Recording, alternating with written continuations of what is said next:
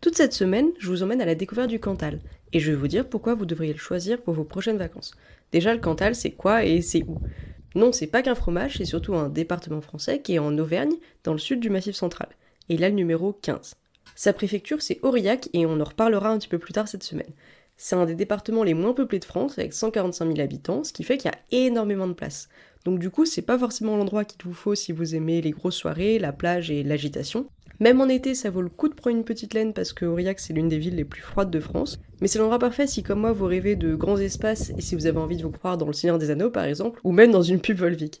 En choisissant les bons endroits, vous pouvez ne croiser personne sur des kilomètres, et si vous aimez les cailloux et les beaux paysages, c'est l'endroit rêvé, parce que c'est là qu'on trouve le stratovolcan du Cantal, qui est le plus grand volcan d'Europe. Pour vous y rendre, le plus simple, c'est d'arriver en train à Aurillac ou à Murat. Aurillac, c'est une ville qui est accessible en train de nuit depuis Paris, avec des prix en couchette qui commencent à 29 €, c'est très pratique. Sinon, Aurillac, c'est à 3h30 en train direct depuis Toulouse, 2h20 depuis Clermont-Ferrand, et 1h45 depuis Brive-la-Gaillarde.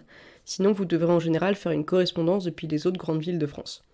Pour vous déplacer sur place, je vous conseille de louer une voiture électrique. Il y a un réseau de bus, mais il n'est pas encore vraiment adapté pour rejoindre tous les lieux touristiques. Je vous donne rendez-vous dès demain pour la suite. On commence en douceur avec les petits villages du Cantal, mais par la suite, je vous préviens, ça va grimper.